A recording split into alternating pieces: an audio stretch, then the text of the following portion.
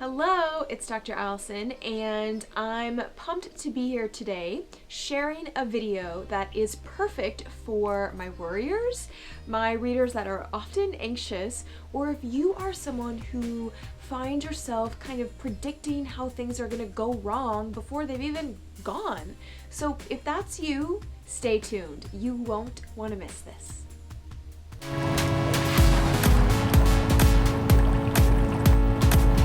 If you've been to my site, you know that I talk a lot about anxiety, fear, and worry, and some ways to deal with it.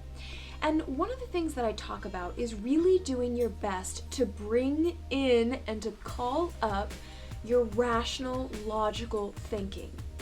There's a lot more info on my site about that. Of course, it's much easier said than done, but you can do it with practice.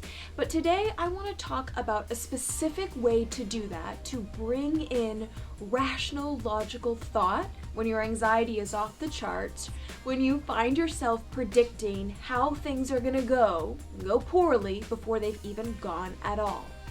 So here's what I want you to do. When you find yourself predicting worst case scenario and the way it's already going to turn out poorly, I want you to ask yourself this question.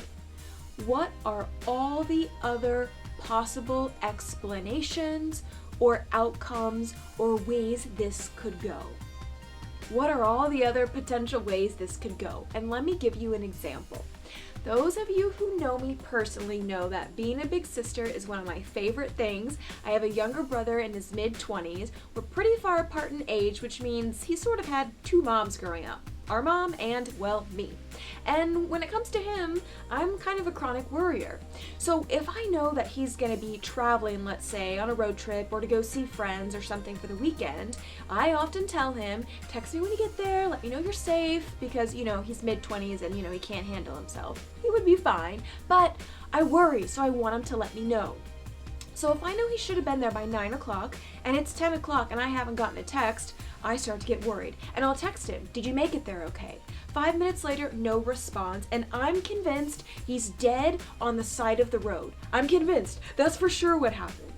So one of the ways I've learned to deal with that is to ask myself, what are all the other potential explanations for him not answering the phone and not returning the text, right? Help me brainstorm, right? What are all the potential reasons my little brother is not responding to a text? Let's brainstorm together, literally brainstorm, right? His phone is off. He forgot his charger at home. He's in the middle of nowhere that doesn't get great service. He's on the call with somebody else. Maybe he got to his destination and is being so mindfully focused that he isn't answering his phone. Maybe he left his phone in the car while he's walking into the person's house. Maybe he is dead on the side of the road, right? That's a possibility, but the likelihood is so incredibly low. So when I ask myself that question, what are all the other potential explanations for him not answering my text? Suddenly I've gone from one certain answer, which is something terrible has happened, to there's like 15 other potential explanations. Does it make my anxiety go away completely? No, of course not. I'm a over-involved big sister. But does it reduce my anxiety quite a bit? Yes. So if you are someone who finds yourself predicting that things are going to go wrong before they even happen, or kind of you find yourself predicting all the worst case scenario, ask yourself that question.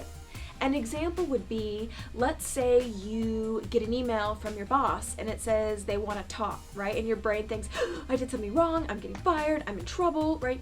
What are all the potential explanations for why they want to meet? Go ahead, list them off in your head. You've done something great. You're getting a promotion. They want to ask you a follow-up question. They want to ask you about someone you supervise. There's a million explanations, right? You get a call or an email from your child's teacher, and you think something's happened, they're causing problems, they're not picking up on the material. Okay, maybe those are possibilities. I'm not going to say they're not, but there's tons of other possibilities. Challenge yourself to brainstorm. And if you have a marketing degree or a marketing background, or you like watching marketing shows like I do, brainstorming. The number one rule is nothing gets ruled out. You are throwing out every single possible explanation. That's the number one brainstorming rule, and that applies here. your anxiety, your emotion is going to want to take over and go to the worst case scenario. But I want you to bring in rational, logical thought by asking yourself, what are all the potential explanations or all the other ways this could play out? My guess is you'll go from one catastrophic outcome to lots of more pleasant, doable, and user-friendly outcomes.